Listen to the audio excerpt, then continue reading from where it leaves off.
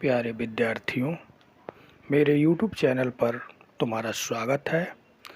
आज हम कक्षा 6 के गणित विषय के अंतर्गत अध्याय 2 के प्रश्नावली 2.3 के प्रश्नों को हल करेंगे।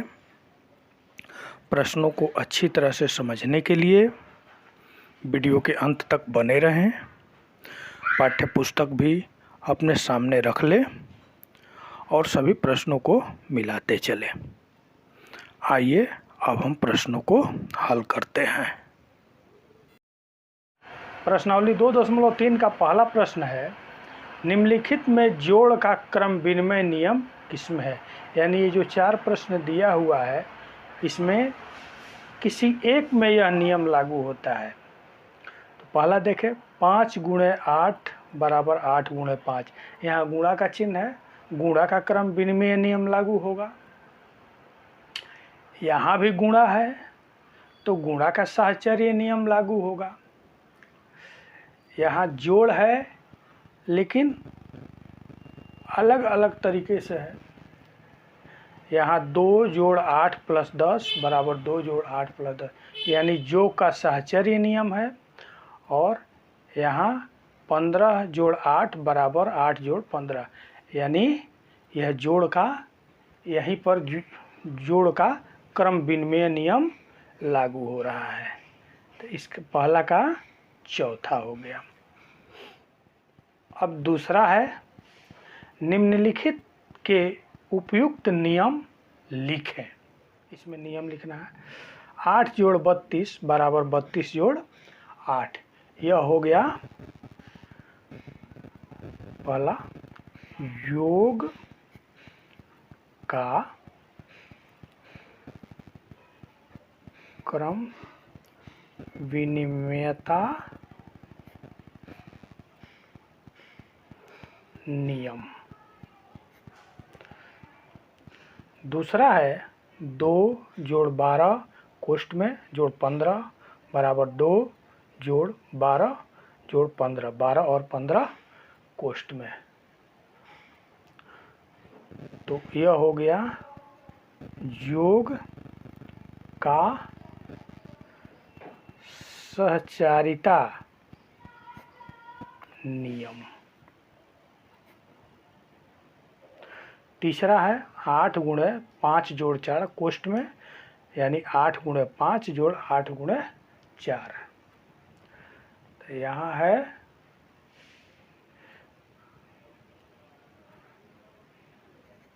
योग पर गुणन का वितरण नियम। चौथा है 5 गुणे 50 बराबर 50 गुणे 5। यह है गुणन का क्रम विनिमयता नियम।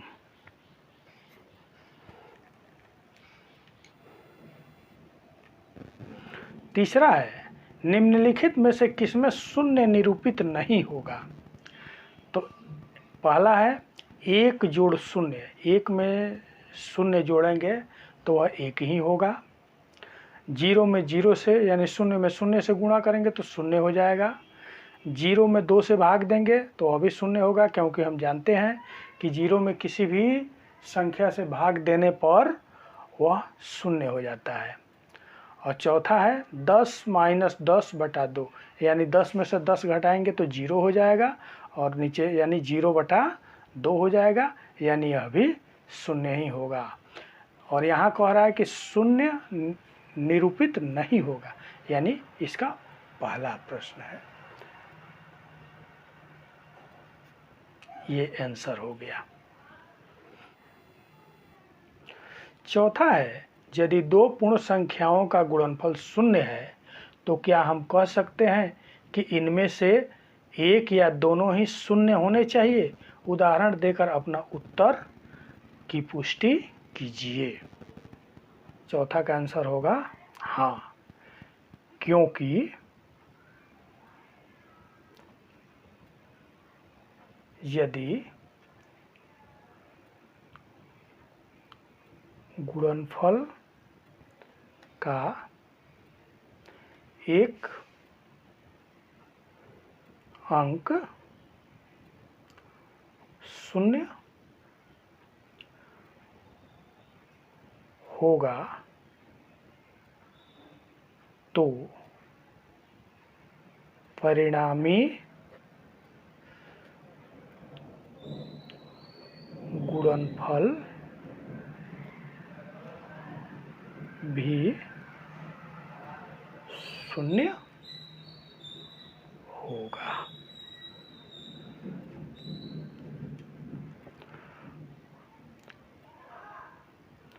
एवं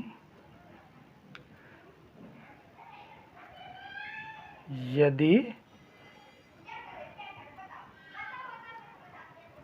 गुणनफल का दोनों अंक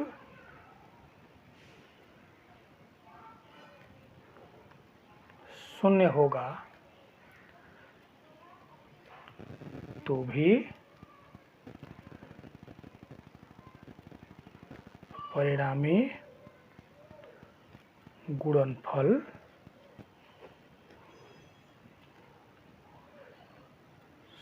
शून्य ही होगा।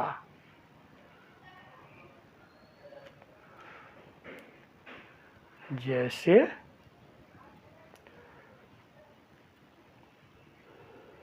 शून्य गुणे शून्य बराबर शून्य, शून्य गुणे x बराबर शून्य, या x गुणे शून्य बराबर शून्य।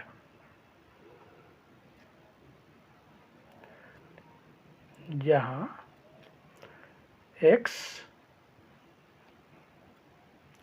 बराबर कोई भी अंक।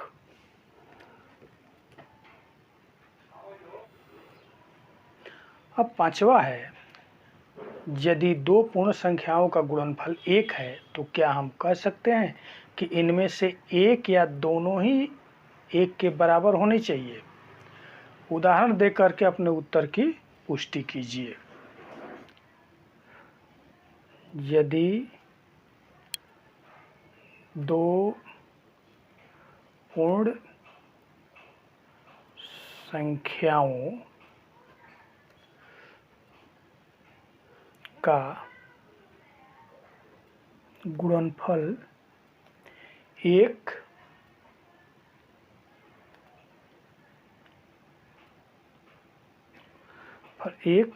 है तो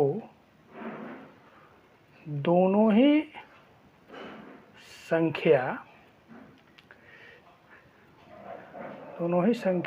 1 के बराबर होनी चाहिए।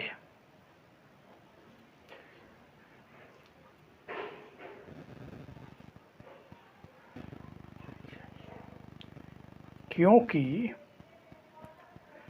यदि गुणनफल का कोई एक संख्या या दोनों संख्या एक से अधिक होगा तो परिणामी गुणनफल भी 1 से अधिक होगा। जैसे 1 गुणे 1 बराबर 1, लेकिन वहीं पर 1 गुणे 0 बराबर 0 और 0 गुणे 1 बराबर 0। फिर 1 गुणे 2 बराबर 2, 2 गुणे 1 बराबर 2, 2 गुणे 2 बराबर 4, 2 गुणे 3 बराबर 6, 3 गुणे 2 बराबर 6। इस तरह ये बढ़ता जाएगा और हम पाते हैं कि 1 से अधिक जब गुणनफल रहता है तो परिणामी गुणनफल भी 1 से अधिक आता है। इसलिए परिणामी गुणनफल 1 प्राप्त करने के लिए दोनों संख्या का 1 होना आवश्यक है। यदि 1 से कम होगा या 0 होगा तो भी परिणामी गुणनफल 1 नहीं आएगा, और अधिक होगा तब भी परिणामी गुणनफल 1 से अधिक आएगा।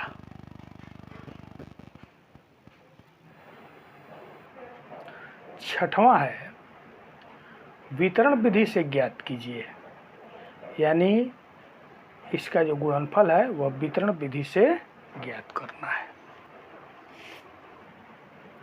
छठवां का 1 638 गुणे 101 बराबर 638 गुणे 100 जोड़ 1 बराबर 638 गुणे 100 जोड़ 638 गुणे 1 बराबर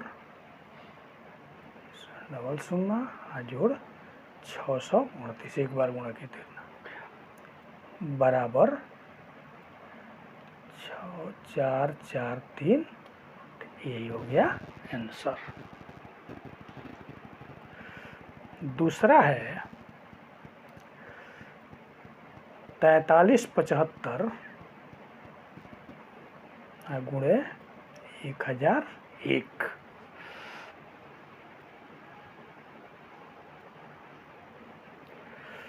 बराबर 4375 गुणे 1000 जोड़ 1, 4375 गुणे 1000 जोड़ 4375 गुणे 1, 4375, 3 को 0 इस तरह से आ जाएगा, जोड़ 4375 1 से 1 बार, यानी 43 79 375। जब दोनों को जोड़ देंगे तो इतना आ जाएगा। यही हो गया आंसर। तीसरा है 734 गुणे 25। यहाँ आ गया 734 गुणे 20 जोड़ 5, तो 734 गुणे 20 जोड़ 734 गुणे 5, तो 734 में 20 से गुणा करेंगे तो 14680, और 734 में 5 से गुणा करेंगे तो 3670 बराबर हो जाएगा। दोनों को जोड़ देंगे तो 18350। ये हो गया आंसर। चौथा है 3175 गुणे 125। 3175 गुणे 100 जोड़ 25, तो 3175 गुणे 100 जोड़ 3175 गुणे 25,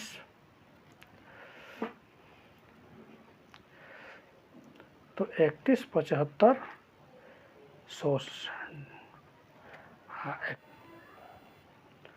बराबर,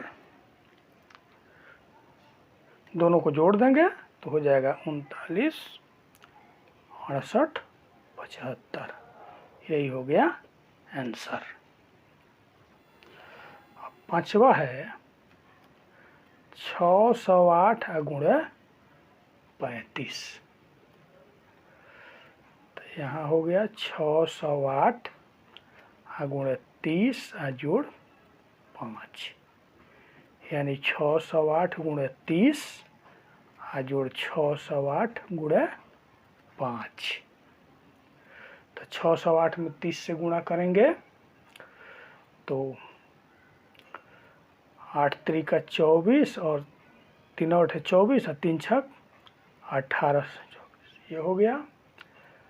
जोड़ 5 से गुणा करेंगे तो 5 8 40, शून्य है, और 6 5 30, यानी अब दोनों को जोड़ देंगे तो 21,280, ये आंसर हो गया। अब सातवां है निम्नलिखित प्रतिरूपों को समझे और आगे बढ़ाएं। 1 गुणे 8 जोड़ 1, तो 8 एकम 8 1 9, 1 2 यानी 12 गुणे 8 जोड़ 2, यानी 12 8 96 और 2 98। इसी प्रकार 1 2 3, यहाँ 1 हो गया, यहाँ 1 2 हो गया, यहाँ 1 2 3 हो गया, और गुणे 8, फिर यहाँ 1 हो गया, यहाँ 2 हो गया, यहाँ 3 हो गया। इसी क्रम में यह बढ़ते हुए जा रहा है। अब कह रहा है कि क्या आप सोच सकते हैं कि यह प्रतिरूप किस आधार पर काम करता है? हम देख रहे हैं कि यह प्रतिरूप निम्न आधार पर काम करता है, यानी 1 1 और 1, फिर 1 और 1 और 1, फिर 1 1 1 1 और 1 1 1 1 और 1, और सबको जब जोड़ते हैं तो ये 1 2 3 4 5 हो रहा है। फिर यहाँ 1 2 3 4 हो रहा है, 1 2 3 हो रहा है, 1 2 हो रहा है, 1, यानी 5 4 3 2 1, यानी एक तरफ से और दूसरे 1 2 3 4 5, यानी उपयुक्त प्रश्न में जो प्रतिरूप दिया गया है वह इसी पर आधारित है। विद्यार्थी इस वीडियो को लाइक करें, अपने दोस्तों के पास शेयर करें, और मेरे चैनल को सब्सक्राइब करें, जिससे ये पता चल सके कि कितने विद्यार्थियों ने लाभ लिया। धन्यवाद।